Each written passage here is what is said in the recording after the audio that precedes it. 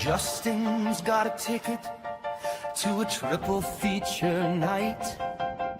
Popcorn like a mountain, eyes already shining bright. He's humming through the previews, quoting lines before they start. There's a monster in his t-shirt and a spaceship on his heart. Oh, yeah! He's screaming with laughter. He's cheering for ghosts. He toasts all the creatures. He loves them the most. When the rubber-suited terror hits the fog machine glow, Justin's in heaven, in the front row. Justin's in heaven, in the front row. He knows every mad scientist by the color of their coats. He mouths along the warnings on the flashing title cards and notes. He loves the painted planets. You can see the edges shake. Says, give me charm and cardboard over polished, perfect fake. He's screaming with laughter. He's cheering for ghosts. He toasts all the creatures. He loves them the most. When the rubber-suited terror hits the fog machine glow, Justin's in heaven, in the front row. Justin's in heaven, in the front row. Some folks chase high art, speak in whispers, sip their wine. Justin's in a midnight crowd, shouting, this disaster's mine.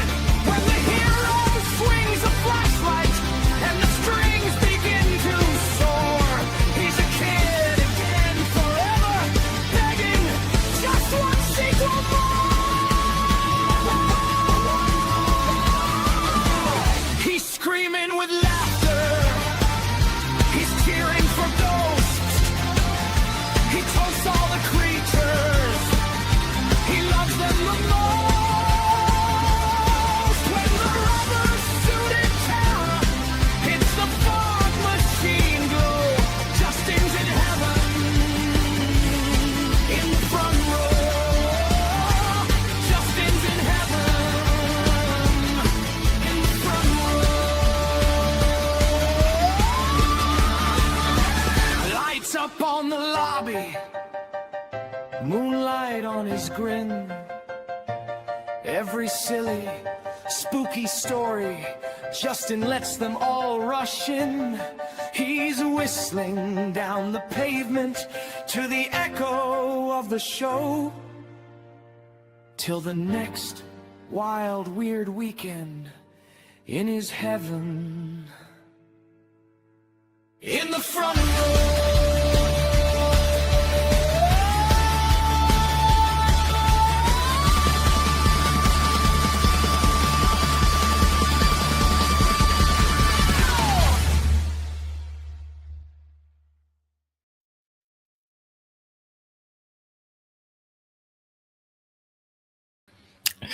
Hey up, it's Steve from Old Yorkshire Geek, and yes, the Justin show is about to begin. Hope you enjoyed that little ditty.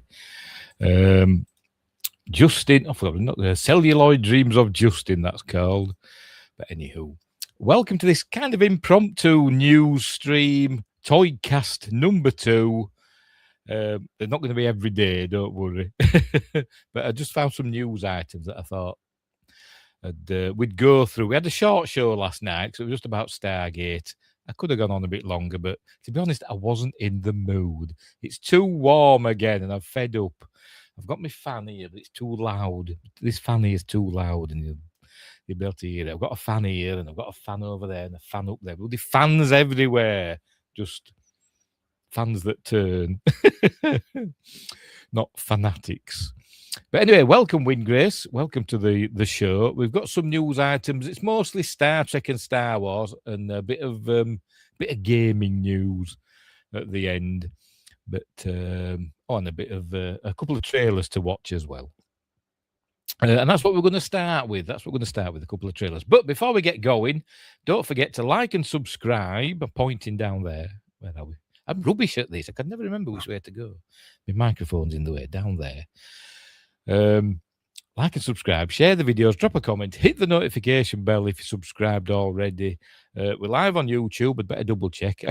I am, because Windgrace has commented. But yes, so we're live on YouTube, and we're live on Rumble as well. And not Twitch, because I don't do Twitch anymore. Right. All right. Explore the description for links for stuff like merch and me books. Let's plug me books again. Maybe I've sold one recently. Remember I said I got a royalty check for something like 23 pence or something like that. But anyway, Mercury Rapids, light-hearted sci-fi action adventure about UFOs and stuff. It's a tome.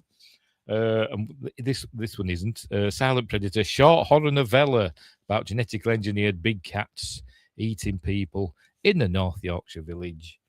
They're on Amazon Kindle and paperback. They're a bit of fun. Give them a whirl, as I always say. What else? Also links for stuff like, I said merch, didn't I? My books. My other channels, my other websites. I've got my music channel. I've got my alternative channel, my Mercury Rapids channel, which was my original channel. And have I got any others? I'm sure I've got one more. I can't remember. Anyway, never mind. And the links for my social medias and all that stuff. I'm going to have to get rid of that. The Twitch, the icon there, and I don't do Twitch anymore. I'm going to have to update me board, aren't I? Never mind. All that, and Patreon and Spotify and all that stuff. Become a member and you get early access videos and exclusive videos and cool stuff like that. Is that it? Right. We can get on with the news. I'm going to yawn. Oh, it is really warm. It is really warm. I was reading today, sales of air conditioning units in the UK have soared. And they're having trouble supply and demand and all that stuff. But anyway. Right, so let's get on with this news, shall we? We'll do the here we go. I forgot how I'm doing this. There we go, like that. So first off, got a couple of trailers. This little article from Sci-Fi Now. First trailer for Megan spin-off Soulmate lands. I thought this film had been cancelled. I thought we were never going to see this. But anyway, the long-delayed Megan spin-off, and let's just spell it M3 GAN, whatever, comes to digital formats later this summer. And there's the poster for it.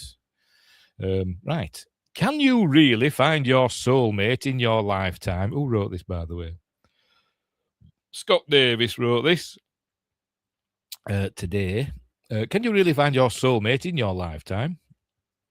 Or in 2026, can you have one made for you? Well, the new trailer for the horror spin-off Soulmate with an 8 intends Soulmate intends to answer that question, and we now have the first trailer for the film, which you can watch below, and we will watch it in a minute after I read the article. I've opened it up in another window. Universal Pictures, Blumhouse, and Atomic Monster, which is James Wan's company, isn't it? Atomic Monster, who were behind the Backrooms. I watched that last night. Backrooms. I enjoyed it. It was good, but not great. I was slightly disappointed, but I still enjoyed it. It wasn't as good as I thought it was going to be, but never mind. Best of luck next time, Mr. Parsons. But yeah, it was a bit too long. It could have been like 20 minutes shorter, maybe even half an hour shorter. It didn't have to be as long as it was. But anyway, Atomic Monster are behind Soulmate, a spin-off of the Megan. Oh, yawning again. I do apologise. That's so unprofessional of me. That's why I get no viewers. Winger says, I was very disappointed with Backrooms. Oh, right, fair. So it's not just me then. I still liked it. You know, I sat and watched it all the way through. So I still liked it, but it wasn't as good as I thought it were going to be. I was kind of annoyed. Obsession is a really good film, and nay, excellent film, but I don't think I'll ever watch it again. But I'm like that with Hereditary. Brilliant film. I don't want to watch it again. Anyway. I forgot what I wrote. A spin-off of the Megan franchise set for digital release later this summer. I'm going to yawn again. I can feel it coming. What is the matter with me? Have I got narcolepsy or something? Sudden onset narcolepsy. Bloody hell. Right, where were we? Raphael Jordan, James Wan, and Ingrid Bissou crafted the story, which reportedly aims to harken back to those lurid domestic erotic thrillers of the late 1980s, early 1990s, albeit with a modern technological twist. So they're talking about stuff like, I can't believe I'm calling now. The one with Sharon Stone in. The one where she crosses her legs. That one. Basic Instinct. Like Basic Instinct and Hand That Rocks the Cradle and Single White Female. Are they talking about those sort of films? I think they are. Albeit with a modern technological twist. Wan and Jason Blum of Blumhouse are producing the project. I wonder what the budget was. Doesn't say. Anyway. But will it be like that one with Megan Fox in it? I forgot what that was called. But I really like that one. We did it in, I think, a Friday Night Appointment with Fear. I forgot what it's bloody called now, though. Never mind. Anyway, whatever. That one. That was like this, a robot housemaid, essentially, that is super attractive and goes on the rampage and all that stuff. Anyway, in the film, a grieving widower engineer is tasked with testing a ruthless tech giant's new AI companion. Is this the same one, from Megan? Is it going to be the same company? Probably. When he attempts to program her to be a truly sentient soulmate, she develops needs of her own. So is it going to be like the companion then, with Jack Quaid and I forgot her name. It's Thatcher. Somebody that she were in Book of Boba Fett. I can't remember her first name. The film had originally been due to hit cinemas back in January, but it was pulled while the studio decided on the best home for it, and it seems the digital release was settled on. Well, at least we're going to get to see it. And at least they haven't done a blooming Batgirl, innit? Where we'll never see that. But anyway. Lily Sullivan, David Risdale, Claudia Dumit, and Oliver Cooper lead the cast of the film, which is directed by Kate Dolan. You Are Not My Mother. No, she's not my mother. From a script co-written by Raphael Jordan, Salvage Marines. So nobody, even though it's in the same universe as Megan, nobody connected with Megan has anything to do with it, apparently. It doesn't look like it, does it? After the original Megan became a sleeper hit, grossing $181 million from its $12 million budget, and it was my favourite film, my top film of, was it 2023? I think it was 2023, wasn't it? I love Megan. I think it's brilliant. I think it's a really good film. A sequel was put into production, and Megan 2.0 was released last summer, and it wasn't very good, unfortunately. But anyway, but it was a box office disappointment. I'm not surprised because it wasn't very good. Grossing only $39.1 million from its budget of between 15 to 25 million. Yeah, it lost a lot of money. How's that it? Soulmate hits digital platforms on August 1st. Cool. I'll keep an eye out for that. Right, we'll watch the trailer then. Right, let me full screen it and I shall share it. Share this tab. There it is. Shall we just watch it or shall I pause it occasionally? I'm going to pause it occasionally. Same with the next trailer, which is Dune 3. I'm going to play a bit and then pause it because I'm sick to bloody death of getting copyright claims for blooming trailer reviews. It's dead annoying. It's really annoying. You're doing them a favour, these companies, aren't you? But anyway, right, off we go. Will nothing ever make you happy?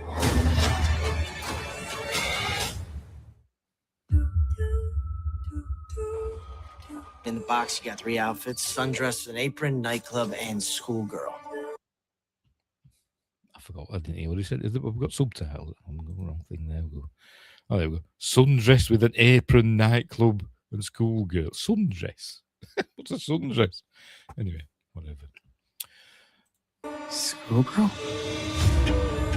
I found the android to be limited in its expressions. I'm sorry, David. I cannot perform that action for you. Basically, she's Alexa. Hey, I'm not talking to you. She's been rubbish recently. I've been asking her questions and stuff. You know, simple questions she should know the answer to. And she's like, I'm sorry, I can't help you with that. Unbelievable. I think one of the questions was, I'm going to ask her again. Alexa, was Dougray Scott in the Equalizer movie? From GiantFreakingRobot.com. While his performance as Robert McCall in The Equalizer might not have been considered award-worthy, he elevated the thriller based on the classic TV series to a whole other level. Alexa, cancel. He wasn't even in it. I looked it up on IMDb. It was some other bloke that just looked a bit like Dougray Scott. And now she's saying he's in it. Where were we? I want a genuine human experience.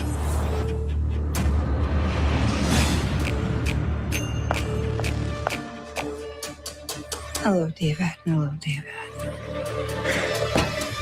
I mean, come on, we'd all get one, wouldn't we? If we could afford it. Be honest. We would. If the opportunity arose. I love you. Tell me you love me. People are going to try to get in the way. So it's obsession. It's obsession with a robot, isn't it? Because they don't understand what we have. Nobody will ever know you like I do.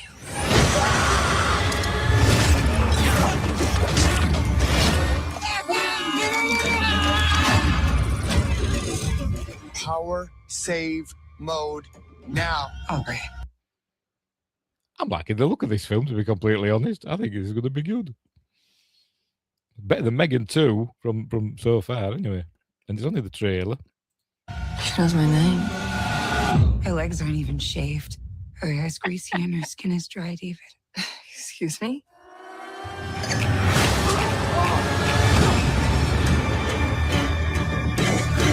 Have I been a bad girl?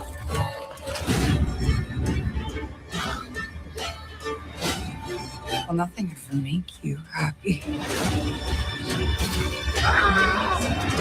This is all your fault. That reminded me of P2. Where is it? That scene here. That happens in the film P2 with Rachel Nichols and somebody else whose name I can't remember. That a poor chap gets squished in an underground car park. This is all your fault. I'm not your enemy. We don't need to be pitted against each other. Don't try that girl power shit.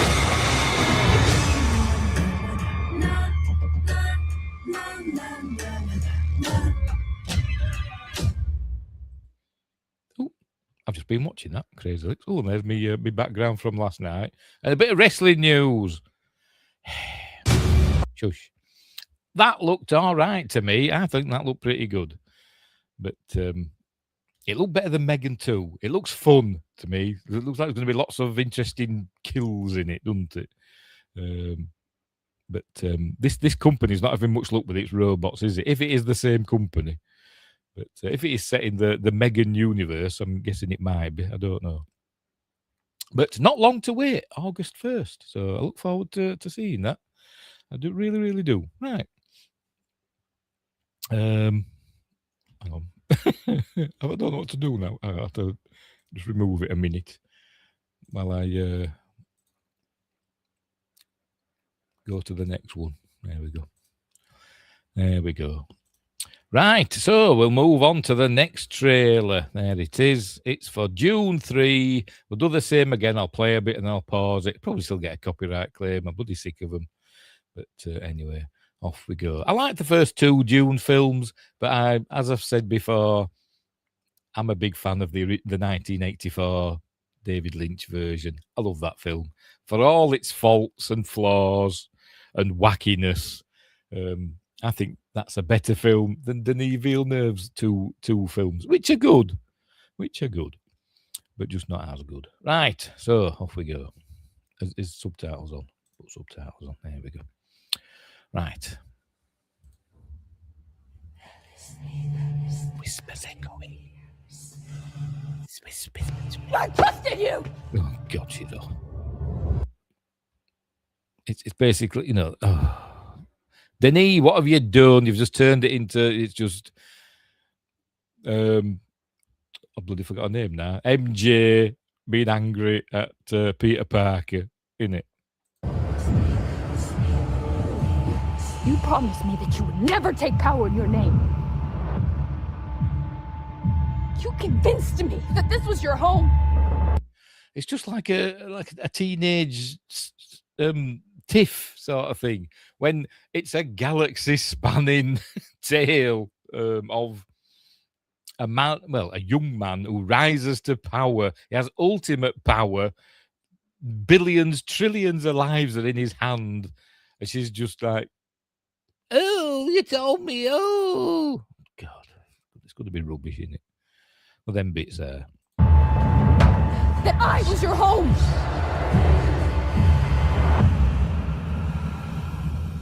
What do you know about me? Remember, in the original film, he didn't marry Chan. In the book, I think. Can't actually remember. I've read the first one, but not the others. He didn't marry Chan. He was essentially his concubine, and he married the daughter, Princess Irulan, or Irulan, however you pronounce it. He married her into the daughter of the Padishah Emperor. He married her into. But anyway.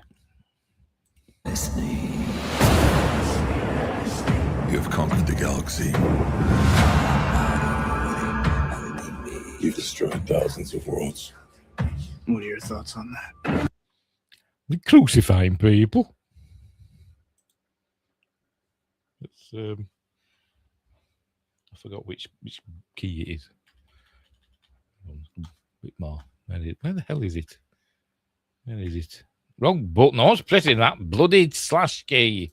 Go away. Trying to see that. What one you've destroyed? Where is it? Oh, I've done it again. I'm a blithering idiot.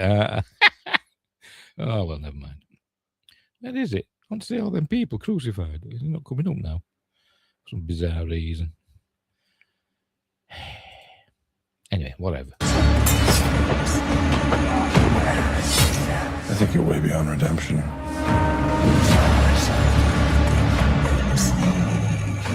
Why are you here? That statue, a statue, wasn't it? Because that was a ship, wasn't it?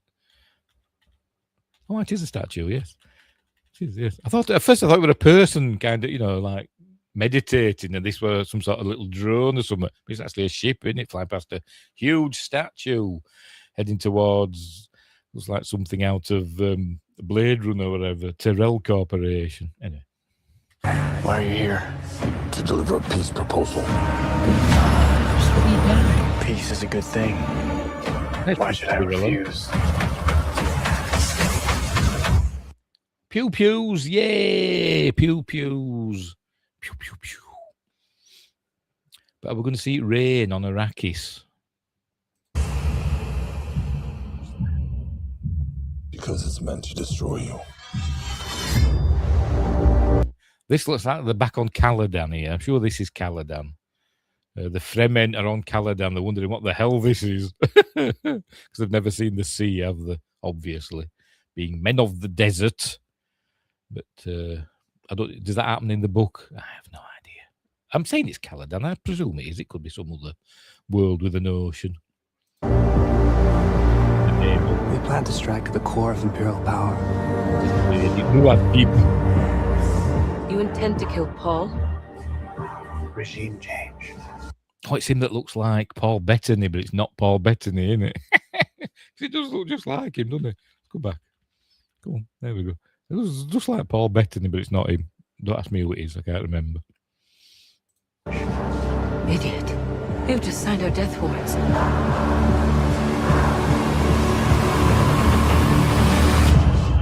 I found someone.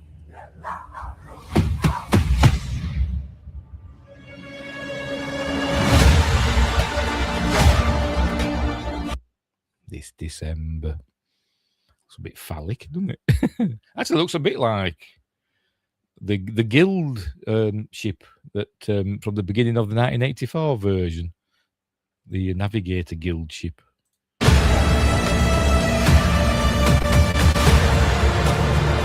future has a way of talking to me. I can't see what's ahead. How does it feel to be human like everyone else, Paul Atreides?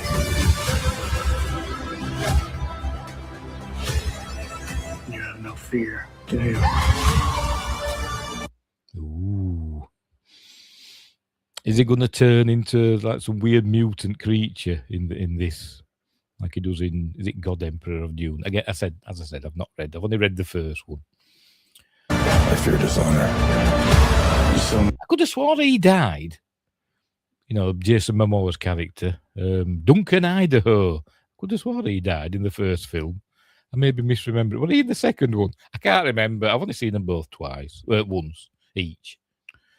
Like an Atreides. I've been told I was one.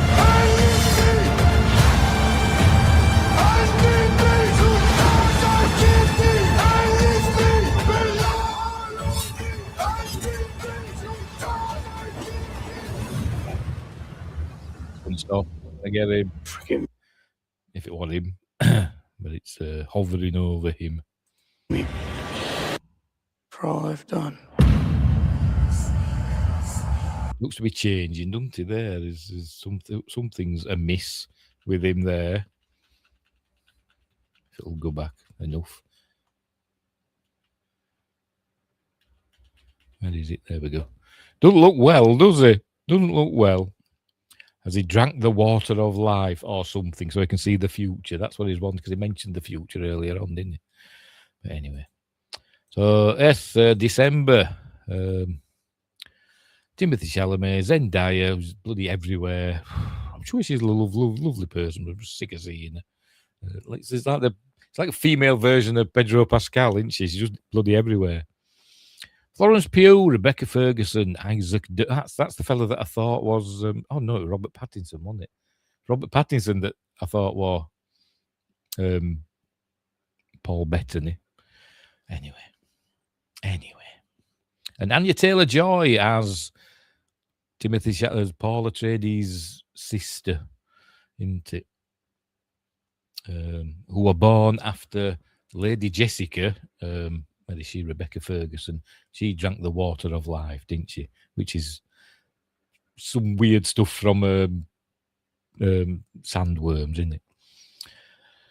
Anyway, so there we go. There we go. 18th, the 12th of 18th of December. Go on, Americans, sort your temperatures out. First off, nobody else uses Fahrenheit apart from you. And sort out your dates. Day first, then month. 18th of December. There we go. Film for IMAX. I've never seen an IMAX film. I don't even know where there is one near here. I think Bradford at the Photography Museum's the nearest, I think. Anyway, so there we go. So yeah, I'm sure it's a good film. I like the other two, so I'm sure this one will be good. Look, excitement and stuff. Battle scenes and all that, but it's going to be Paul rampaging across the galaxy with his Fremen horde, into conquering worlds and all that stuff, and essentially turning into a monster, essentially. So there we go. So that's Dune Part 3. Bear, how do you say that? Beranovitz with a £2 super chat. Thank you very much. Hey there, this open panel. Don't worry if not. No, it's just me. It's just me reading some news items, I'm afraid. But thank you for that £2. That's very generous of you. Right, so we'll move on to the next. We've done the whatchamacallits.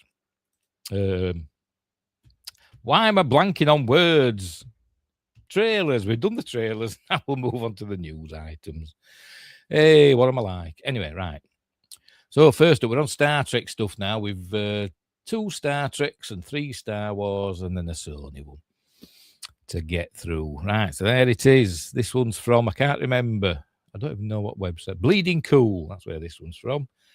Star Trek Online Undiscovered launches with a new trailer. I'm going to have to get back into Star Trek Online. I've started playing it like twice and not got very far, and then, stopped playing it. I'm going to have to... I've never seen any of the new stuff that they bring out. Pardon me. I get as far as getting my ship and starting the mission and then not bothering doing it again.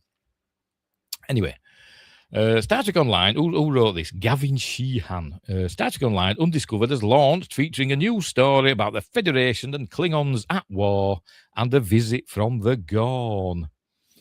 I won't read the article summary, we'll just get on with it. Oh, there's a trailer as well. Oh, we'll watch that trailer as well. So there are more trailers.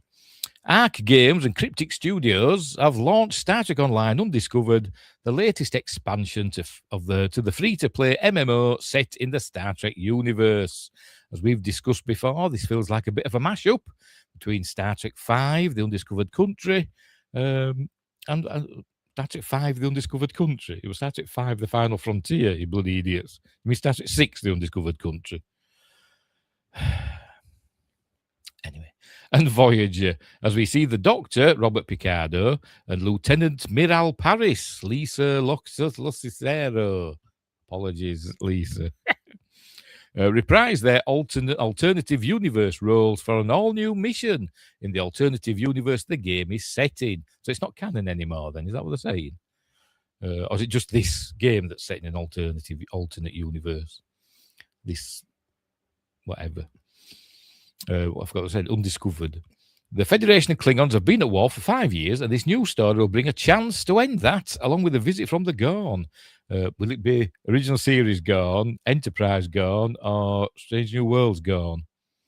Who knows? Maybe it'll tell us in the trailer that we'll watch. Enjoy the trailer and info here, as the content is live on PC, with consoles getting the content on July 29th. And here's the info. The Federation has proposed a ceasefire deal to the Klingon High Council, but after 4 years of war and a growing Undine threat, that name rings a bell. Windgrace would tell me if he was here. I think everybody's buggered off. Never mind. The Klingons are bitter and suspicious. Join Lieutenant Miral Paris and the Doctor in securing support for President O'Kegg's peace proposal while navigating controversies. 8472 is that the name for them that they're being given? Is it? All right, their real name. Right, fair enough. I've heard it somewhere. You've probably told me it before. It's probably popped up at some point and you've told me before. Navigating controversies surrounding Paris's mantle as the Kuvamach of ancient Klingon prophecy. This update features new deep space encounters, procedural missions players encounter as they explore the galaxy. Can't read. Players can earn the imposing Cavort Temporal Flight Deck Raptor, as seen in Star Trek The Next Generation and Star Trek Lower Decks, by playing the Undiscovered event. Is that it? Right, well, what's the... Is there pictures there? Wow, there's pictures, look. Oh, well, look at the pictures. Can I scroll through them? Cool. Oh, look, a Defiant class ship there. Yay. There's the Doctor. Look, with the snazzy alternate universe uniforms and an Andor, and look. Some sort of Federation place. And some Klingon place. And are they the Gorn? I don't know what they're supposed to be. Maybe Gorn. I've no idea. They look weird. I'm presuming this is Miral Paris. She's got her mother's ridges, hasn't she? And an Andorian. A fleet of ships. So we've got a Galaxy class. Is that an Odyssey class? Intrepid, another one there. I'm not sure what that one is. Defiant. Is this the? I forgot the Prometheus class or some Dauntless class, or I saw an article somewhere or a YouTube video, something, and I'm sure it was that one. I can't remember what it was. Anyway, and a Sovereign class. Oh, cool. I'm not sure what that one is. Not sure at all what that one is. Very good. Look, and a Vulcan ship. Don't ask me what class. With other ships dotted about. Don't know what they are. Probably baddies. Because it's one of them in it and the shooting and stuff. Back at the beginning again. Right, let's watch this trailer. Where is it? This will be a look. Is it not on YouTube? Or is this on? This is on YouTube. Oh, whatever. They're going to go full screen. They're going to go away. Right, we'll open it in a new window. We'll open the bugger in a new window. That's what we'll do. I haven't. Look, it's the Guardian of Forever. The Federation and the Klingon Empire have been at war for half a decade. We have a unique opportunity to change that. This mission won't be easy. Like great operas, we should expect destructive passion. Your peace proposal is worthless, Kirk. By the way, I've really fallen out with Robert Picardo recently. Does my head in. And every time I hear him singing in Voyager, I just want to smash the TV in. Because I hate it. But anyway. The Federation has no respect for the Empire. Socio-political conflict. The High Council will never approve a ceasefire. And unexpected twists. It's the Gorn. Oh, big God. But not to worry, you'll be in good hands. Miral Paris, Chief of Security of the USS Belfast. And like all the best opera serie, the heroes always win. Well, usually.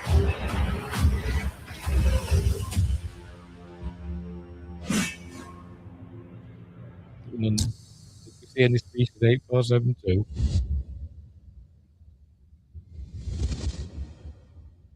No, I didn't notice any. Did you notice any? Did you notice any species 8472? I didn't. Maybe they're keeping them a secret. Anyway, whatever. Very good. I'm sure I'll never play it. But lots of people will. It looks cool, doesn't it? It does really look cool. Right. So we'll get rid of Shut up. Sorry. I'm a blithering idiot today, aren't I?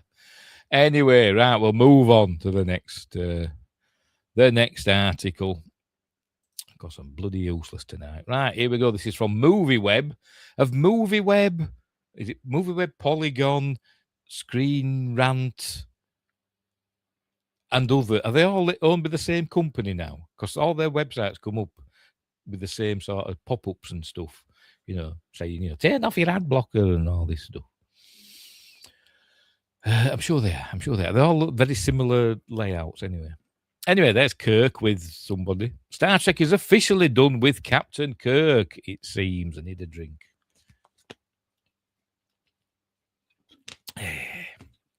Right, so here we go. Daniel Bibby reports yesterday. Is that big enough? Shall I make it a bit bigger? Make it a bit bigger. There we go.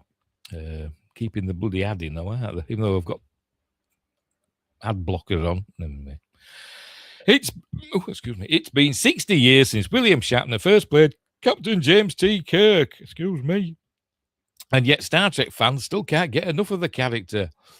The Starfleet legend has returned again and again in both movies and TV shows. The franchise has had to get a little creative at times to allow Kirk to come back, but that hasn't stopped it from happening. Nobody ever really dies. Now, after 6 decades, Star Trek has surely decided it's the end of the line for the character. While he may still appear in canon-adjacent stories like comics and novels, I'm almost certain, says Daniel, that the last official Kirk story has already been made. In most Star Trek shows, Kirk has already lived and died, resulting in his Starfleet legend spreading far and wide, even beyond the reaches of the Federation. However, not only is this not a universal truth for all Star Trek projects, but the ones in which Kirk is no longer alive have found ways to reference his time as captain of the USS Enterprise. Yes, they have been mentioned in, TNG and all this, and I said we saw him in Deep Space Nine, didn't we, and all that stuff. But anyway, he truly still is not just the face of the franchise, but probably the most highly revered Starfleet officer within the Star Trek universe. That being said, Kirk is a mortal man, and so his lifespan is finite. Well, yes, he died in Star Trek Generations, didn't he? Died under a bridge, for God's sake. The stories about him must run dry eventually. Excuse me. But Star Trek has seemingly decided that day has come. And there's Paul Wesley, who is not William Shatner. I mean, look at him. Look at his little thin neck and little slim shoulders. And then you see that bear of a man. It's not, for God's sake. He would destroy him, wouldn't he? Anyway. Well, at least for a long while. Although most known for being played by William Shatner in the original series, I've got a tickly nose. Means I'm going to have an argument at some point. Although most known for being played by William Shatner in the original series and the show's follow-up movies, Paul Wesley inherited the role as a younger version of James T. Kirk when Strange New Worlds Season 1's finale dropped in 2022, and it was bloody awful. I'm a fan of Strange New Worlds. I'm not a fan of Kurtzman Trek in general. But Strange New Worlds, I did like, except for that last episode of Season 1. It was bloody awful. I hated it. But anyway. From there, I've loved seeing how Kirk's earliest interactions with other original series characters have gone, as well as learning about his path to the Enterprise's captain's chair. Oddly enough, the character that he's had most interactions with isn't an original series character. It's La'an, isn't it? La'an Noonien Singh. And there seems to be, what's the word? A frisson, a frisson of romance between them, it seems, at times. Anyway, even though Strange New World Season 4 is still a couple of weeks away, it isn't. It's not far off now, is it? The 5th and final season has already wrapped. It's expected to air in 2027 to conclude the series. Strange New World Season 5 is looking to be the last Star Trek show we'll see for quite some time. Instead, Paramount is looking to bring the franchise back to the big screen with a soft reset that will likely focus on fresh characters. As such, although Star Trek Year 1 was pitched to fill the ever-decreasing blank space between Strange New Worlds and the original series, it's not looking like we'll ever see Wesley reprise his role again after 2027. Yay! And Fanched with a $5 super chat. Thank you very much. Hi, other chat membership running longer. We'll hop back on to watch today's presentation and enter comments in a few hours. Thanks. Hashtag save Stargate. Yes, save Stargate. Thank you, Fanched. I don't know how long I'll be going. I'm about halfway through. So how long will be going now? So it'll be about another 45 minutes or thereabouts, I imagine. But thank you for that. That's very, very generous of you. Thank you, crikey. 2 super chats. 2 super chats in one stream. Anyway, right, so I forgot where I was now. I'll start this again because I forgot where I was. Instead, Paramount is looking to bring the franchise back to the big screen with a soft reset that will likely focus on fresh characters. As such, although Star Trek Year 1, yes, I remember this, was pitched to fill the ever-decreasing blank space between Strange New Worlds and the original series, it's not looking like we'll ever see Wesley reprise his role again after 2027. I remember now, I read that bit, didn't I? Similarly, although the 95-year-old Shatner, is he 95 now? Blooming, it was like 2 minutes ago, so he's 90. He went into space, didn't he? When he was, I think he was 89 then, wasn't he? When he did his little hop up into past the Kármán line and back down again on Jeff Bezos's willy-shaped rocket. But anyway. Similarly, although the 95-year-old Shatner has voiced his openness to coming back as Kirk, it would take a resurrection storyline to undo the character's death in 1994 Star Trek Generations. There's other ways to do things. They can always think of something, can't they? Can always think of something. Go back as a hologram or whatever. Or a robot of a 95-year-old man. They've done it with bloody Picard, haven't they? I know he's not 95, but actually he's supposed to be about that, isn't he, in Picard Season 3? Anyway, whatever.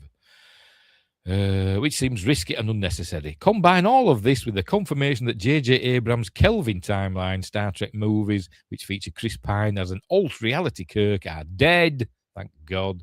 And I see no, and either I've got them all, and I see no organic opportunity to explore Kirk's timeline. They'll find a way. And then he's again with the Uhura in the background. The various iterations of Captain Kirk have had more than their fair share of time in the fair share. What's a fair share mean? Fair share of time in the spotlight. No character is bigger than the franchise to which they belong, and the same is true of the relationship between Kirk and Star Trek. That isn't to say it hasn't been a heck of a ride watching his timeline be fleshed out on screen, but it's time to let him go. Yeah, I agree. I agree that no one character is bigger than the franchise, but you've got to remember it's James T. Kirk. You know, you can always find time for James T. Kirk in Star Trek if you can find a good way to get him in there. In my opinion, even if it's just a mention. But anyway, we don't just want to forget about him. But you know, we need to know he's still about somewhere, even if it's just in our memories. Anyway, in fact, Star Trek as a whole needs to move more firmly away from established franchise characters and periods. While Star Trek, well, you could argue that blooming Star Trek Discovery went as far away from it as you could, and that was terrible, wasn't it? While Star Trek's modern era, which started with Discovery in 2017, yes, the Kurtzman era, has made some token efforts to make it seem like it has moved on from central figures like Kirk. They've always been at least tangentially involved. Well, like I say, it's Kirk, isn't it? For instance, Discovery made heavy use of Spock, Ethan Peck. Well, in, let's say, in the third season or whatever. Second season, wasn't it? And Justin's here. Hello, man. Didn't know you were on. Yes, it's kind of an impromptu live stream, is this one. I wasn't planning it. I just got up this morning and thought, I'm going to do a new stream. So, there we go. I'm like that today. I forgot what I was saying now. Yes, we're already in season 2. Yeah, it was season 2, wasn't it? Because at the end of season 2, the Discovery went into the future, didn't it? Anyway, so I wouldn't say heavy use. You know, well, I suppose, yeah, because we found out that Michael Burnham was Spock's adoptive sister. Oh, for God's sake. Despite largely championing a slew of new characters, Discovery were bloody awful. Even though I kind of enjoyed season 1 because it was different and I didn't know any better. Anyway. Similarly, Starfleet Academy couldn't resist the admittedly logical decision to bring back Robert Picardo as the Doctor. And having butchering Jean-Luc Picard's lines. You know, the Admiral Satie quote. It just made a mess of it. God, that blood Starfleet Academy. Ooh. Starfleet Academy is the worst Star Trek I've ever seen. I think I said that at the time, didn't I? Maybe even worse than Section 31. But I don't class Section 31 as Star Trek anyway. But anyway. Even Lower Decks, which at first glance seems very newcomer-friendly, is constantly making references to obscure corners of the saga. Well, yeah, but that's what it's for, isn't it? So although a commitment to Kirk hasn't been the only thing holding Star Trek back from finding new fans, he's a major example of someone who belongs to a group of characters that the beloved space opera just can't seem to move on from. Don't forget, he was in Picard Season 3 as well. We saw him at that top secret installation, star base, whatever the hell it was. I forgot what it was. That was a Section 31 base, wasn't it? Where it seemed they had Kirk on ice, it seemed. But anyway, Justin says, say physical media, and also we need a new digital consumer rights law for ownership. So yeah, we'll get into that in a bit. You're jumping the gun a bit, Justin. But yes, I have signed the petition. Star Trek has too much potential to continue falling victim to its own obsession with nostalgia, and it's time that potential is fulfilled. Is that it? All right, fair enough. So basically saying, after Strange New World Season 5, we're not going to see any more Kirk on screen. In his opinion, I forgot his name already, Daniel Bibi. There we go. Him. Which is fair enough. Maybe not, but I think they will find a way to get either just a mention of him in a future Star Trek, even if he's not in it. Because it's James T. Kirk, for crying out loud. He is Star Trek to a lot of people. Just says, sorry, didn't know how far you were. Didn't want to miss your cast. The TOYGCast, number 2. Oh, dear. That's going to be the last one, is the Sony one. But anyway, going back to Kirk. Yes, I wouldn't be surprised if we do see Kirk again. So I think Daniel Bibi is probably wrong. I mean, maybe it is time we retired the Kirk character, but I don't think they will. And I'm happy for them not to. I'm happy to see Kirk pop up again at some point, if they do it properly. But anyway, we'll move on. We'll move on to Star Wars news now. Star Wars, here we go. This is from Cosmic Book News, Matt McGloin. Star Wars, Kathleen Kennedy blamed for Mandalorian and Grogu flop. I saw that. Mandalorian, it's bloody awful, isn't it? It is a terrible film. It is really, really bad. It is really, really bad. Anyway, right, here we go. Kathleen Kennedy goes out exactly as she came in. Kennedy has exited Lucasfilm, but the wreckage is still washing ashore. Blimey, they've turned, haven't they? They've turned on Kathy Kennedy. I've finished my water. I have more. Hey. Where were we? Still washing ashore, and now the trades are assigning blame by name. On Monday's episode of The Town, Puck's Matt Belloni, I'm going to call him that. I don't know if it's pronounced Belloni or Bellany or I don't know, but I'm going to call him Belloni because it's funny. Named the former Lucasfilm boss one of Hollywood's biggest losers of 2026 over The Mandalorian and Grogu, and said it was her movie. One final kiss-off disaster she left behind before she stepped down at the beginning of this year. Kennedy joins good company on that list, as the same episode named James Gunn and Peter Safran as the biggest losers in Hollywood over Supergirl. I imagine they will be stepping down before very long once... I can never remember the names of them. Then have taken over. The fellow that owns Paramount, and now they own Warner Brothers, don't they? David... Pardon me. Oh, I can't remember his name. Never mind. Anyway, him and his rich dad... They've taken over. God, I bloody hate that. It was awful. It was awful with the Mandalorian and Grogu. It was like a pointless... It was just stuff on the screen happening for no reason. It had nothing to do with anything at all. It was rubbish. It was just Jon Favreau just being sick on the screen constantly for like 2 hours. The numbers first. The Mandalorian and Grogu topped out at around $339 million worldwide. As Belloni put it, not great for a Star Wars movie. By far the lowest grossing of any Star Wars project. I'm sure that's not true. That's not true. I mean, not by far, because I think Solo, a Star Wars story, wasn't far off that, was it? That was 300 and something, wasn't it? For Solo. And I think the Clone Wars animated movie is that still the lowest? I'll look it up. Is that still the lowest grossing Star Wars movie theatrical grosses? Does it say here? Right, so here we go. I don't have the but I don't even have that on either. Yeah, solo Star Wars story, 393 million. So, but doesn't mention the other one, about this one. Where are we? Clone Wars. Where is it? Clone Wars. Where is it? Clone Wars. Star Wars: The Clone Wars, 35 million lifetime gross. Is that domestic or everything?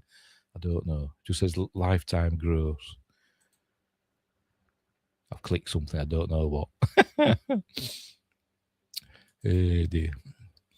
But yes, I think the Clone Wars animated is the lowest. But anyway, whatever. But for live action, Mandalorian and Grogu is now the lowest by, well, about $60 million. Notably, Baloney goes out of his way to absolve Jon Favreau. The movie was fine. No, it wasn't. No, it wasn't. I mean, it looked nice. In that sense, it was photographed well, and the visual effects look cool. But that doesn't make a good film, does it? Favreau did a good job. No, he didn't. He's a very commercial filmmaker when he wants to be, but he was a director for hire on this one. They came to him and said, why don't we do this as a theatrical movie? So that was coming from Disney. And whether it was Kathy or whether it was Alan Bergman or even Iger that said, let's play absolutely safe. He also refused to let the current Lucasfilm leadership off the hook.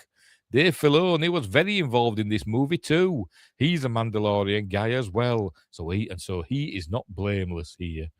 Well, no, they should all be blamed, shouldn't they? All the upper people, all the executives, they all had a finger in the pie, didn't they? Of the Mandalorian and Grogu. When Lucas Shaw ribbed him, you just had to kick her on the way out. Baloney didn't blink.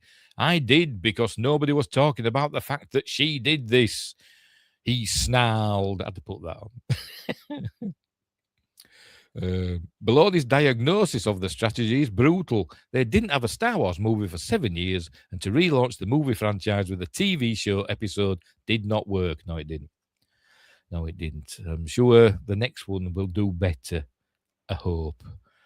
But I'm not building up me hopes for Star Wars Starfighter. But anyway, he kept going. This is the problem with Star Wars. They played it absolutely safe, and it's blown up in their faces.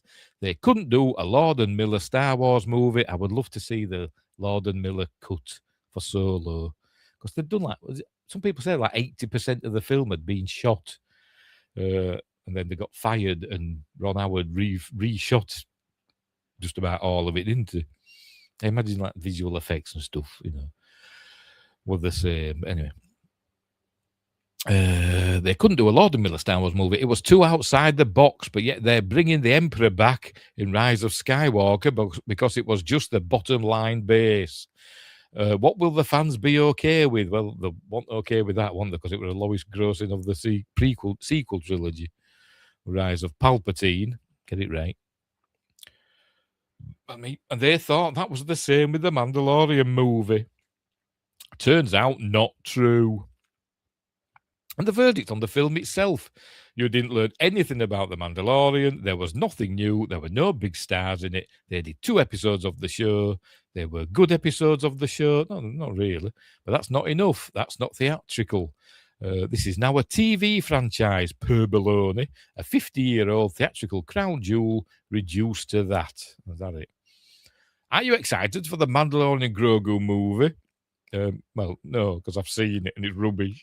But anyway, so there we go. It's all Kathleen Kennedy's fault, according to Matt. I forgot his name already now. Matt Baloney. According to Matt Baloney, it's all her fault, which it kind of is. It kind of is. Same as Indiana Jones, the Dial of Density, were her fault as well. She's not a good studio head. She wasn't a good producer, to be honest, in my opinion. She might have been a good producer at what she did. Not all producers are creative producers, are they? Some of them are in the background, basically making sure the film gets made. That's what a good producer does, doesn't they? They produce stuff for the director and the other people to get the film done, be it money or resources or, arranging hotels for everybody, stuff like that, getting all that sorted out. That's what proper producers do, and I suspect that's what she did a lot of back in the day when she was with her husband, Frank Marshall, and Steven Spielberg and all that. But anyway, we will move on. The next story, sticking with Star Wars, it's a totally boring story. I don't even know why I've included it, but never mind. I will read it. This is from the Direct.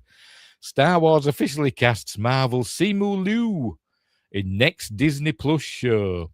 Before Simu Liu returns in Avengers Doomsday this December, is he going to be in it? I had no idea he was going to be in it.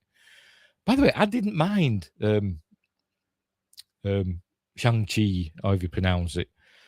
I didn't mind that film, to be completely honest. Yeah, it was stupid in places, but as a whole, I kind of enjoyed it. So there we go. This December, the Marvel actor will star in a key Star Wars project. I better hint, I think it's Visions. I haven't read the article, by the way, because I'm lazy.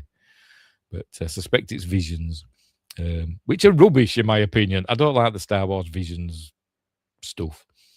Anyway, Star Wars announced that Marvel star Simu Liu will appear in its next show on Disney Plus. Liu, I'll say it like that all the time, led Marvel Studios' Shang-Chi and the Legend of the Ten Rings, which I did kind of enjoy, as I said, and voiced the hero again in last year's animated Marvel Zombies, which I didn't see, making him one of the most familiar names in the MCU. No, Ian.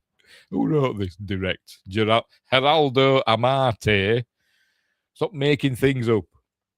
His next job takes him to a galaxy far, far away drinking game. I haven't done that for a while, have we?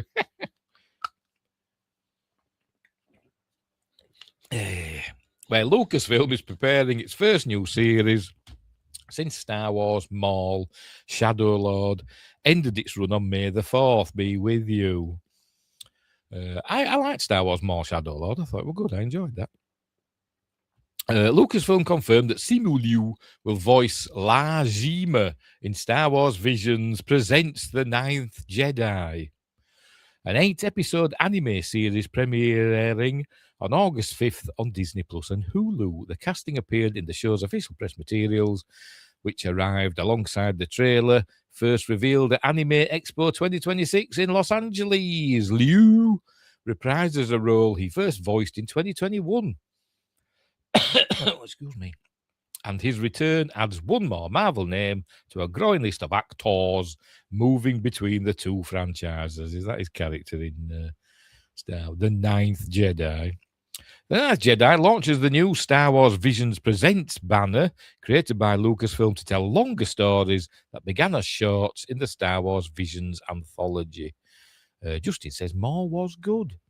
The series, yes. Yes, I kind of enjoyed it. I thought it were all right. Japanese animation house Production IG produces the series, which picks up shortly after the events of two Vision shorts, The Ninth Jedi from Volume 1 and The Ninth Jedi Child of Hope from Volume 3. The story follows La Cara, a young Force user training under Margrave Juro in an era when the Jedi and the Sith have all but vanished. What does that mean? Is this in the past, before the Battle of Yavin, or is it in the future? Or, I don't know. Cara and a small fellowship of Jedi students set up, because I didn't see, I think I only saw I saw the first of the Star Wars Visions, and I thought, nah, it's not for me. I didn't watch any more. Can I get another bloody super chat? Thank you. A super sticker this time from Justin, the $5 one. Thank you. What is it? Let's have a look. It's is it a controller? I think it's a controller saying critical hit. Because we're talking about games soon. So thank you, Justin. That's super duper kind. I can't cope with all these blooming super chats and super stickers. tonight. Crikey. I'll be able to retire. I'll be sitting on the beach earning 20%. Anyway, I forgot where I was now. Cara and a small fellowship of Jedi students set out to rescue her father, the sabersmith, La Jima, after Jedi hunters captured him. Liu's character is central to the plot. So they've got a sweaty nose and it's tickling. So the actor should have far more to do here than he did in the original short. Excuse me. Sorry, I'm getting all sweaty. It is really warm. Shunsuke Tada directs from a script by Mitsuyasu Sakai with Kenji Kamiyama supervising the project. Much of the English dub cast returns from the earlier shorts, and 4 newcomers join them. Several of these actors bring Marvel credits of their own, making the series the latest meeting point between the two Disney-owned giants. Is that it? Is this a different story underneath? Yes, it is. Oh, no. Every Marvel actor, confirmed for an upcoming Star Wars project. All right, we will continue. Matt Smith is going to be Star Wars Starfighter. I won't read it all. It's going to be Star Wars Starfighter. So playing, I don't know, is he going to be a baddie in that? I don't know. Say we're going to be Rise of Palpatine, wasn't he? But his character were cut. Daniel Ings. He's in Starfighter. What were he in? The Marvels as Tyrone, the Kree advisor. Oh, right. I've seen the Marvels as well. I didn't think it was amazing, but I didn't hate it. The only film I've not watched all the way through, the Marvel MCU film, not watched all the way through, is Thor: Love and Thunder. I can't get through that film. It is awful. Justin says, speaking of animation, DC is doing Batman Nightfall, all 3 parts. I'm so happy. I'm sure it will be really good. I think it got mentioned recently, didn't it, in a live stream? I can't remember which one. We were talking about it, weren't we? Were we? I can't remember. I could have dreamt it, knowing me. Anyway. So Daniel Ings, Kimiko Glenn. Is that her? Oh, she's pretty, isn't it? She's in The Ninth Jedi. She's been in Spider-Man Into the Spider-Verse. Technically not MCU, but never mind. Andrew Kishino. What's he been in? Spectacular Spider-Man and Marvel. Just you're scraping the bottom of the barrel now. They're not. They are. It's just people you've never heard of, isn't it? It is. Oh, Mia Goth. But she's not been in Marvel though, has she? Yes, she's going to be in something. I forgot now. Mia Goth takes a bonus spot on this list because her Marvel project has yet to hit theaters. The X and Pearl star joined Mahershala, I can never say his name, Ali's Blade in 2023. That's not going to happen, is it? A Star Wars debut is locked in. Goth will play one of Starfighter's villains alongside Smith. I like Mia Goth. She's good. Pearl, one of my favourite films. It's amazing. Hang on. Anson Mount is playing Batman, voicing him. Oh, cool. We won't see his hair, will we? We wouldn't be able to get his cowl on if it were live action. Anyway. Justin says, Love and Thunder is not terrible. Bale was great. He should have had more time. It would have helped. Yeah, but I just can't get... I couldn't get past the beginning part. The beginning part with Christian Bale were fine, but then the bit with Thor in it, when he loses his weight and then he's doing the splits and all stuff like that, I couldn't get past that bit. It was doing me head in. Anyway, right, so we'll move on. We'll move on to the next article. We're sticking with Star Wars. There we are. We're at Polygon. Amy Hart reports, the original plan for Andor just got revealed and it has major Mission Impossible vibes. Before Tony Gilroy arrived, Andor was a lot different. Okie dokie. And there's... is this from Andor? Is this from somewhere else? I think it's from Andor, isn't it? Can't remember, to be honest. Justin says, yes, I like Anson. Been a fan since Hell on Wheels. Great series. I've never seen it. Can you read that to make that bigger? There we go. Right, it goes without saying that Andor, a series following Rogue One's Cassian Andor and the beginnings of the Rebel Alliance, was met with universal critical acclaim.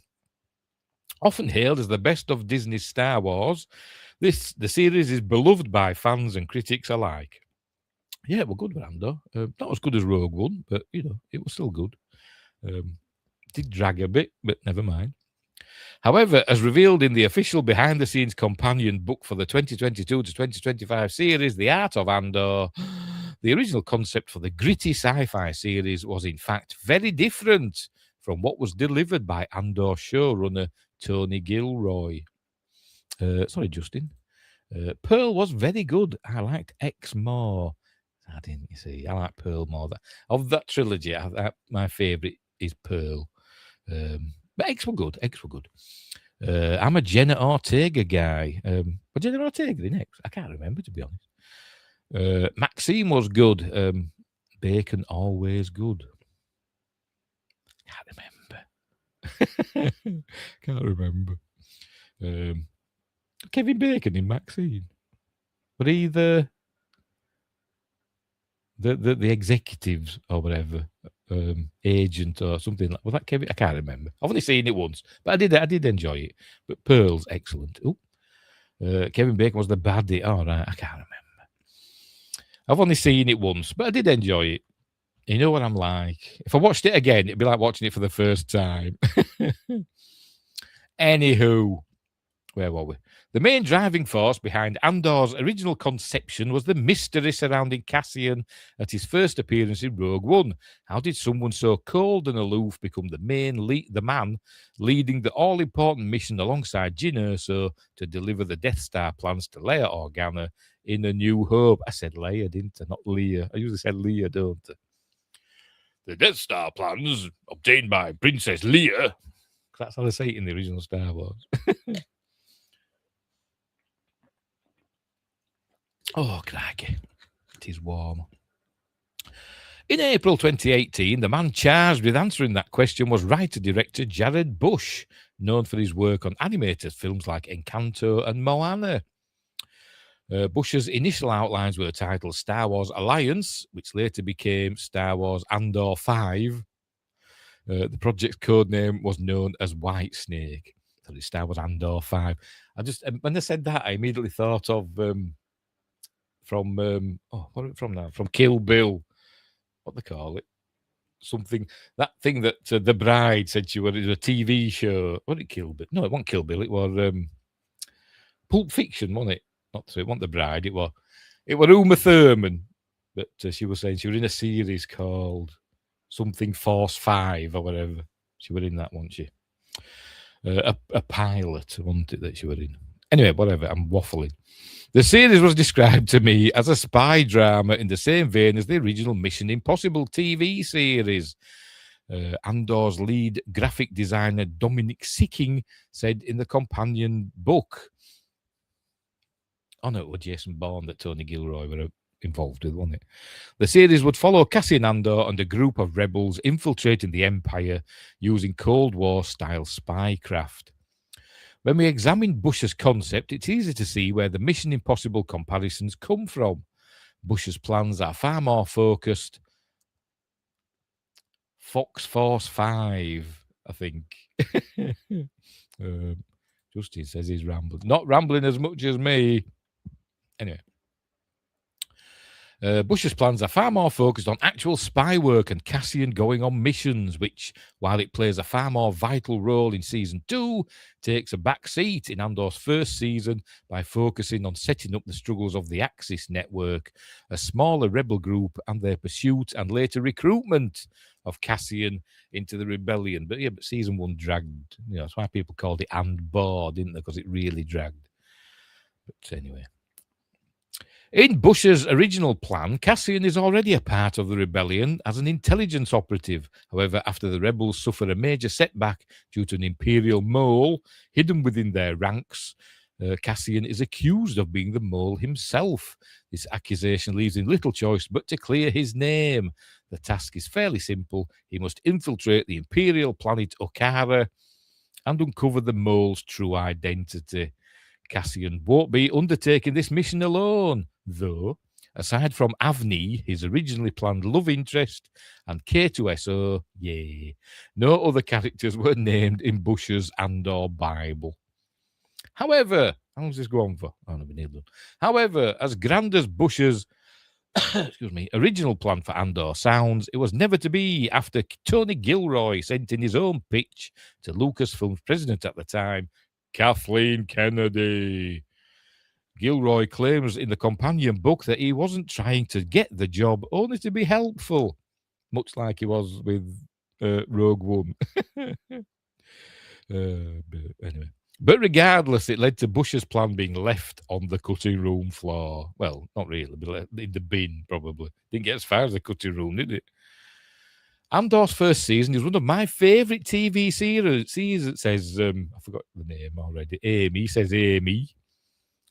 An intoxicating slow burn, a bit too slow, though, to be completely honest, Amy, that shows the sacrifices of Cassian and the rest of the Axis network make to fight the Empire. Even so, I can't deny that I would also have been fascinated to see a Cassian who had already been part of the rebellion from the get-go, and thus to see more complex spy work than we got. While we doubt we'll see this original Bible ever developed, if Lucasfilm did want to give the original concept another chance, we wouldn't say no. No, they can always dust it off and stick new characters in there, can't they? Wouldn't be super difficult, to be completely honest. And Josh is here. Never fear, Maddie's here. Harpoon at the ready. So I've been late. Crazy day at work. It's fine. It's fine. I could do with that swamp pool or whatever it is you've got. Again. Anyway, so there we go. So Andor, we're going to be like a Mission Impossible thing. I wonder if we're going to have the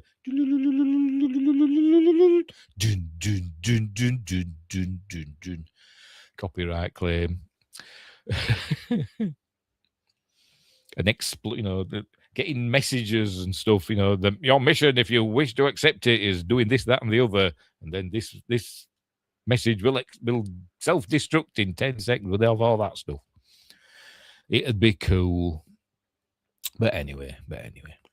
Right, we'll move on to the last story of the night. Here we are, from Geeks and Gamers. What am I doing on Geeks and Gamers? I don't care. Alex Gerzo. Gerzo.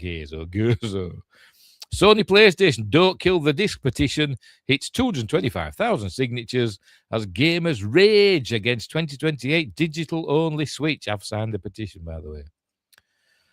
Sony's announcement that it would cease production of discs for PlayStation games in 2028 with future releases digital-only went over like a lead balloon with gamers. One Xbox suggesting they were going to do similar with their next Xbox. I'm sure I've seen that somewhere. It's been hinted at. But anyway. The swamp I have on my house is 25 years old and still freezes me out. Okie dokie. I forgot what name. Blah, blah, blah, blah, blah, blah, blah, blah. The idea that they would no longer be able... Can you read that, by the way? So I'll make that bigger. That was a bit better, isn't it? The idea that they would no longer be able to own a physical copy of the games they bought or even own the game, period, drew the ire of PlayStation fans as well as other gamers who saw this as a big step towards the entire gaming industry abandoning physical media. Now a retailer angry with PlayStation has taken action by launching a petition called Don't Kill the Disc on change.org to convince Sony to abandon its crusade against physical media, and it's taking off like a rocket. It is. Because Sony didn't even tell retailers that they were planning this, didn't they? Unbelievable. Just says, well, Xbox is now considering keeping a disc drive now. I imagine, is that now or not? Is not considering, or is considering? I don't know. I think Sony will change their minds as well. But, I've seen a lot of people saying they're not gonna, but I think they might do. And here's an X thing. No more physical PlayStation game discs after January 2028. You will never own more than a temporary license for your favourite media on PS6 and beyond. So that's that. And there's the don't the save physical games thing. I say I signed it, so my name's on there, sort of. He's considering keeping it. All right, fair enough. Fair enough. So it's kind of the reverse, isn't it? Of remember back when the Xbox One came out, and Xbox was saying, "Oh, you have to have an online. You have to, the Xbox One has to be online all the time, or you won't be able to use it or play your games." And then Sony came out and said, "No, you don't have to do that. You don't have to do that on the PlayStation." I think it was 4 at the time, wasn't it? You don't have to do that on the PlayStation 4. We're super cool, not like Microsoft, and all that. But now it's kind of reversed now, isn't it? Windgrace says, conspiracy I saw is that they never intended to get rid of it. They just want to do a massive price hike, like $90 per game, and look like a hero by saying they reversed their decision, and thus taking the attention away from the huge price hike. I don't know. We'll see. You never know. Stranger things have happened. Anywho, according to Insider Gaming, the PlayStation Petition, which launched on July the 1st, the very day Sony announced its plans to make its games digital only, reached 100,000 signatures in its first 4 days. Yesterday, July 7th, or the day before yesterday, as we're now, it had reached almost 200,000 signatures, close to doubling its 4-day count on day 7. As of this writing, on July 8th, it has blown comfortably past the 200,000 mark and has 225,179 signatures from concerned gamers. Let's have a look. I'll just open this in a new window, see what it's up to now. 262,034 now. There we go. That's what it's up to now. Look, see, I've signed it. Take the next step, it says. 27,000 people signed today. The hashtag Save Stargate petition could do with this, couldn't it? But anyway, where were we? Stone said the signatures from concerned gamers who want to preserve physical media and their right to own what they buy. And it can be argued, and it has been argued, that you still don't own it. You buy the disc, but you're just buying a license to play the game. That's what the argument is, isn't it? Justin says, I will not purchase digital anything. Only digital things I buy is for you and Windgrace. Thank you. Super chats and my sub. Thank you very much. I buy lots of digital things. I've got to be honest. I buy Steam games and I buy stuff on Amazon, films and that on Amazon Prime digitally. My son's bought a digital game, on PlayStation. I'm not sure if I don't think I have. I've downloaded them, but when they're available, because I've got a PlayStation Plus subscription. But anyway, so there's that. I bought a game today. Actually, it came just before the show started. I'm not building my hopes up for this. My son has to get it. Assassin's Creed Black Flag Resynced, but got that today. The launch edition, which comes with the game on I hope it's got a disc in it. I'm going to check now to make sure it's got a disc in it. It will have, won't it? It will have. Yeah, it's got a disc in it. Oh, I'm dropping stuff. It's got a disc in it. And codes and stuff, and it's got a book. Oh, look. An art book. Cool. I'm not building my hopes up for this game, though. I've got to be honest, because I love the original Black Flag, one of my favourite games of all time. But from the trailers and stuff I've seen of this, I don't think it's going to be very good. But we'll see, won't we? Anyway, Justin says, I will not get on my soapbox, but I could rant hard on this. You have a good rant, mate. You have a good rant, and I'll read it out. Where were we? If you want to monitor the PlayStation Petition's progress, which is what I just clicked on, you'll see new signers popping up every few seconds, indicating that this movement is only heating up and gamers are not happy with Sony. The PlayStation Petition was started by Jade Pierce, the owner of PNP Games Inc., a video game retailer based in Winnipeg, Manitoba, Canada. Hey. PNP Gamers has 3 physical locations in Winnipeg, and I'd love to go to Canada. I just really would, but anyway, I never will. And its online storefront delivers games to many countries worldwide. At the top of the PNP Games website is a link to the petition. There's links here as well. Links, by the way, all these articles are in the description. Forgot to mention that, didn't I? Indicating how important this movement is to the business. Justin says, I believe books should always be printed and should be law. Cash should always be law. Yes, I think during lockdown and stuff, the rumours were flying that we were going to go to a cashless society. I think that's kind of gone away now. People are starting using cash more, aren't they? I paid with cash for some fish and chips today, which were nice. And I said, keep the change. Businesses should be required to always accept cash along with card. Yes, they should. Paper forms should be law. You mean paper forms to fill in, or do you mean paper forms of cash? Money. Is that what you mean? I don't know.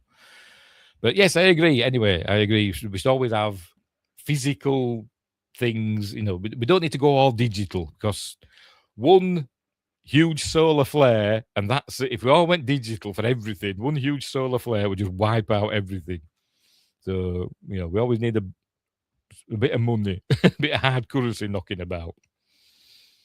Justice says, they were trying. I follow British politics. Yes, forms and bills. All right, fair enough. I'm still on. Yes, we're nearly done.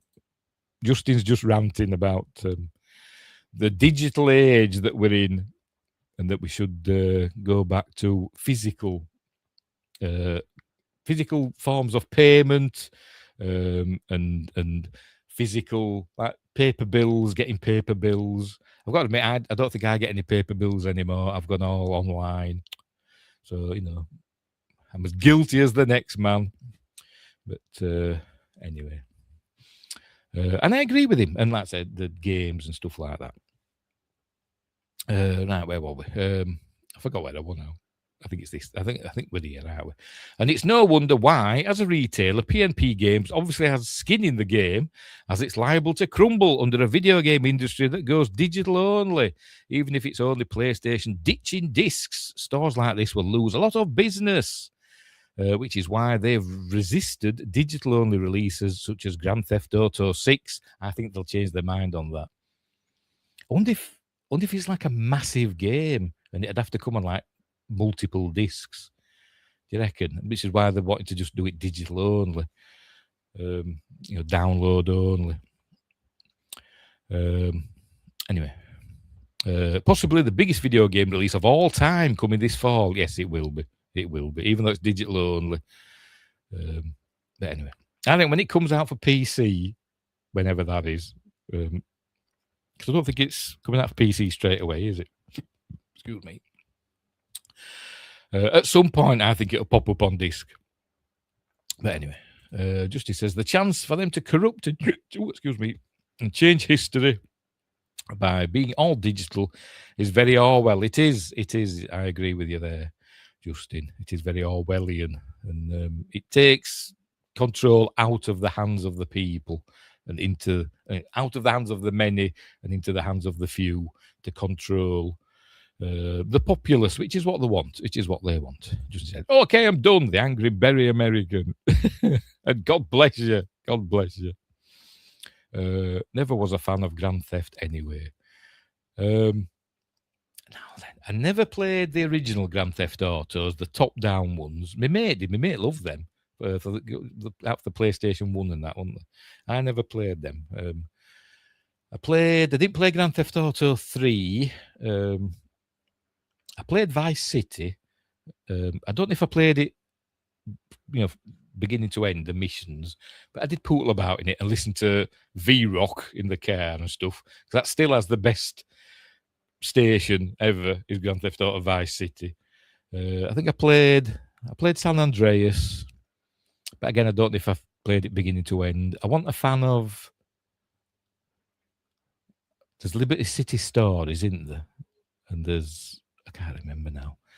Grand Theft Auto 4, which was set in Liberty City. I wasn't a huge fan of that one, to be completely honest. But anyway, and Grand Theft Auto 5, I really enjoyed it, to be completely honest. I did play that one from beginning to end. And I've started playing it again, to be honest, because it downloaded. It popped up free on in my Sony PS5 account. So I downloaded it. So I've been playing that again. Fancied, another super chat. Thank you very much. $2. Love Star Trek shorts. Oh, God. I didn't. More Shatner can do short than do on shorts. It'd be funny if like William Shatner did these little Star Trek comedy skits as shorts. But anyway, as long as Kurtzman's nothing to do with it, I'm not bothered. But thank you for that, Fancied. Thank you. Very generous $2. You don't need to send super chats, honest. That's why I'm not a good businessman. I'm a terrible businessman, telling people not to throw money at me. My game days kind of ended with Arkham Knight. I never finished. I've got it. Got it for myself one Christmas, God knows how many years ago, and I've still never played it. Arkham Knight. I never finished Arkham City. I got stuck on the Mr. Freeze part. I couldn't beat him. I didn't know what to do. I got stuck in the bit where you have to do something with Mr. Freeze like 3 times or something like that. There's 3 set parts to beating him. I don't know what it is because I never finished it. I never got past that bit. But Arkham Asylum, I love that. Anyway, where were we with this article? I'll have a drink of water again because I'm going dry because it's really warm. Hey, slurpy. I'd put this fan on behind me, but it's too noisy. Arkham Origins. I've got that as well. Yes, I play Arkham Origins every Christmas Eve. It's a tradition. I've got that as well. I think for the PS3. I think. Or we might have the PS4 version. It's like a set that had all the games in, apart from Arkham Knight, I think. But yeah. Anyway, where were we? It turns out that GTA 6 was the canary in the coal mine for the industry going all digital, or the most recent one at least, ignoring things like the popularity of digital games, the rise of subscription services, etc. And those retailers that refused to stock it were forward-thinking enough to see where it would lead. I mean, the thing was, with Grand Theft Auto 6, it's still going to appear on shelves, isn't it? So if you go to your supermarket, Walmart, Asda, whatever, to your supermarkets, it's going to be there on the shelf, but it's going to be an empty box, isn't it? But with a code in it. What's the point in that? But saying that, Nintendo have been doing that, haven't they, with the Switch and stuff? Because I once did that. I bought a Switch game. It was because when we had the Switch, I got like a cheap game there at Asda. Picked the box up, and I went and paid for it. They didn't go get another box. I don't think they did. Because usually you give them the box, don't you, at the checkout, and then they go to another. They take the box, they go to another cupboard, and then bring you the actual game. And that had a bloody code in it. I was expecting a little memory card, the bloody thing with a code, which were annoying. But anyway. Justy says, in my opinion, Origins has the best story. Okie dokie. I started Origins. I'm good at starting games and not finishing them. But I did start it. I don't know how far I got. Can't remember. Anyway, where were we? I forgot. Oh, here we go. PNP also started a petition asking Rockstar Games to give GTA 6 a real physical release. That petition, all right, I'll have a look at that one. We'll share this. Excuse me. Hang on, what are we doing? No, they've got a petition here, but it's I don't know what it is. Here it is. Give GTA 6 a real disc. A petition for a physical disc edition of Grand Theft Auto 6. And they've got 3,000 plus signatures and counting. You've got to put your email in. Right, fair enough. But there it is. Where were we? Hang on. What does that say? Your browser, have I muted?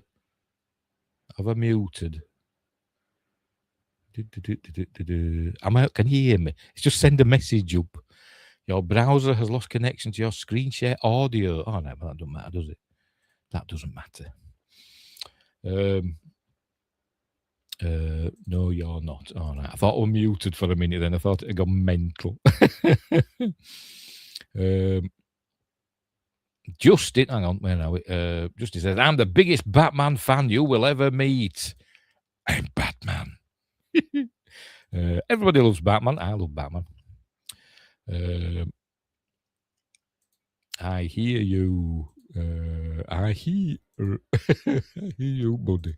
Okie dokie. I'm not muted then. I thought StreamYards had thrown a Benny. Where were we? Petitions, which is on the PNP website, as opposed to change.org, has amassed over 300,000. It said 3,000, didn't it? Let me look at this again. It says 3,000 plus, not 300,000. I think they're getting a bit ahead of themselves there. Anyway, 3,000 signatures since June 24th, and doesn't look like it will reach the heights of the PlayStation petition. And there's a video of Beardo and Steph and Mike, Epic Mike, and is that X-Wing 5 talking about it, I presume, on Geeks and Gamers Daily. But that's just one game, whereas the PlayStation petition is about an entire platform, eliminating physical copies of video games. It may be easy to rationalize GTA 6 as a one-time annoyance. It's not going to be. But the thought of never owning a PlayStation title again paints a much clearer picture of where the industry is headed. And clearly gamers are determined to make their voices heard, whether Sony listens or not. Please share this article, which I kind of just have done, haven't I? And let us know whether you've signed the PNP Games PlayStation petition yet. If you wish, you can do so here, but I've done there. So yes, I totally disagree with this decision to get rid of physical media. I think Sony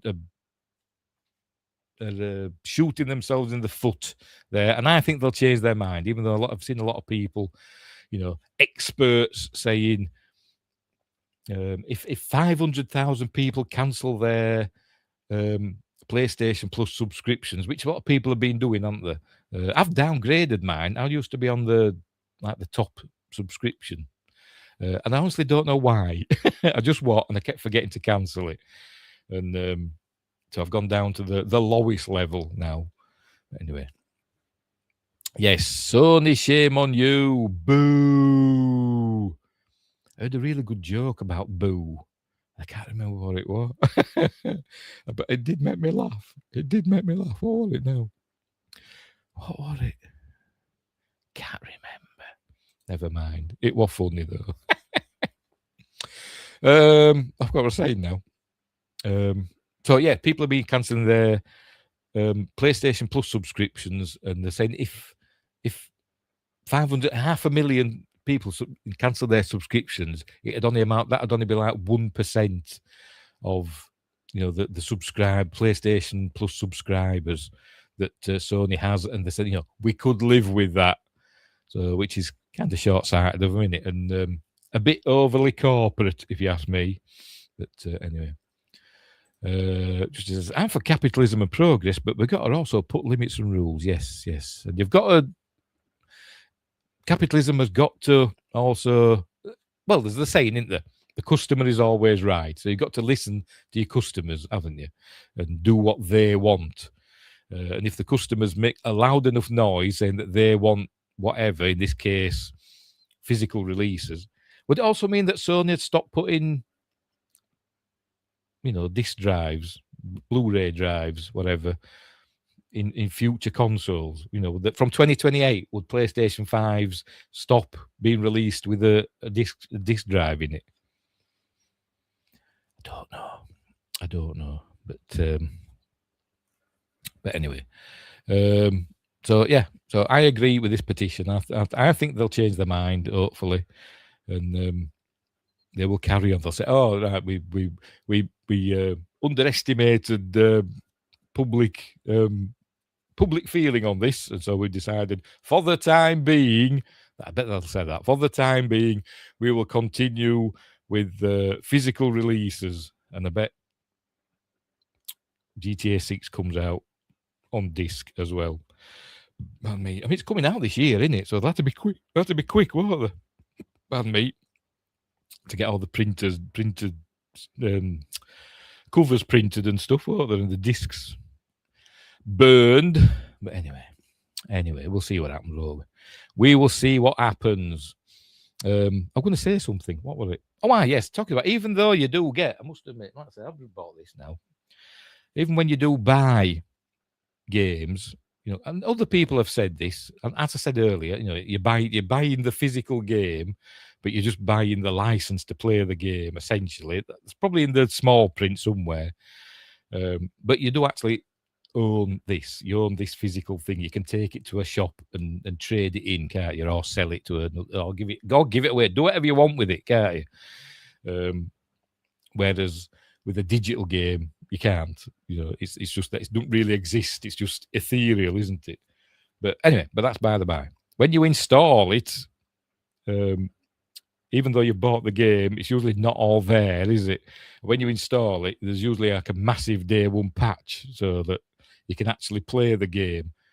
I've never tried playing a game without doing the patch. I'll have to try turning my internet off and seeing if it'll just play and seeing what happens when I install it. I never tried it. I just like a sheep. I just let it install the updates and stuff. But that's what they do, don't they? Long gone are the days where you just buy a game and stick it in and it works. But anyway, Justice says all these digital laws they're making, most are terrible. Vote Angry Berry 2026 and 2028. Yes, I would. You'd get my vote, mate. Straight away, you would get my vote. The Angry PM. By the way, got a new PM, it seems, now over here, haven't we? I forgot his name now. Andy Burnham, which was related to Michael. But yes, he's going to be Prime Minister by the looks of it. Not voted in by the people, just chosen by, the party as our new Prime Minister. That's one of the not good things about British politics is that you can have a Prime Minister that wasn't voted in by the people. That's what the elections are for. You vote for the party. You vote for the MP in your local area who's for whatever party. And then the party that has the most MPs becomes the government, and the leader of that party becomes the Prime Minister. So they're basically just changing the leader of the party, who by de facto becomes the Prime Minister. But anyway, and not voted in. And we've had quite a few not voted in Prime Ministers in the last few years. But anyway, British politics is strange, but I get it. It is very strange at times. But anyway. Right, so are we done? Is that it? That was the last story, wasn't it? That was the last story, so we'll leave it there. Get rid of this. Get rid of that. Right, so cool. But not Sony. Sony's not cool. Justice says, Larry for Prime Minister. Yes, Larry the cat. How old is that cat now? Is as old as the Coronation Street cat? Don't know what I'm talking about, do you? But anyway. Coronation Street is a soap opera in the UK. And in the opening credits, there's always like a shot of a cat on the roof of one of the houses or whatever. And the Coronation Street cat. It's there for years. Anyway, right. So we'll leave it there. What's coming up next? Tomorrow, we'll find it for Friday Night Appointment with Fear. Justin says, Larry, got to be 13 or so. I don't know. I don't know when he first appeared. I'm sure there was a cat before him. I don't know what that one called. Anyway, tomorrow, Friday Night Appointment with Fear, we're doing Insidious, The Last Key. I've seen this, but I honestly can't remember what happens in it. So I look forward to watching that tomorrow. And then on Monday, for Magnificent Mondays, we're doing another Roland Emmerich film. Last week we did Independence Day Resurgence. This week we're doing Universal Soldier. with Jean-Claude Van Damme and Dolph Lundgren and Ali Sheedy. I don't know. Can't read the writing. Ali Walker. No, not Ali Sheedy. She's easy on the eye. Anyway. Unsinkable Sam was my favourite. Who the heck's Unsinkable Sam? Oh, dear. Anyway, right. So is it a cat? I assume it's a cat. I don't know. I do know. So that's what's coming up. That's what's coming up. I don't. If I'm doing anything on Sunday, I have no idea. We will see. Depends how I feel. Maybe. Who knows? May do another TOYGCast. Who knows? Anyway, right. So we'll leave it there. So thanks, Justin. Thanks everybody for the super chats. That's really generous. I'm sort of like bowled over tonight by all the super chats. You need to look it up. Royal Navy. Oh, it does ring a bell. Now you've said that, it does ring a bell. Yes, it does ring a bell. But I can't think of what it is because I'm stupid. But it does ring a bell. Now you've said that, Royal Navy. Anyway. Anywho. Was it a goat? I don't know. Anyway, so thanks, Justin and Windgrace and Fan Cheered and Josh Temple and somebody else popped in as well. I apologise. I'm looking back for your name. I can't remember. I like to try and thank everybody, but I often do forget people because I'm dopey. There we go. Beranovitz. Thank you again for the super chats. That's really generous, and I'm amazed by it. So, right, we'll leave it there. Justin says, take care, everyone, and be safe. Yes, be safe. And hopefully I'll see you tomorrow for Friday night appointment with Thea. But until then, I've got a firm clip there. Until then, thanks for watching, and wherever you are, look after each other. And until next time, I'll say there. That old Yorkshire Geek with stories to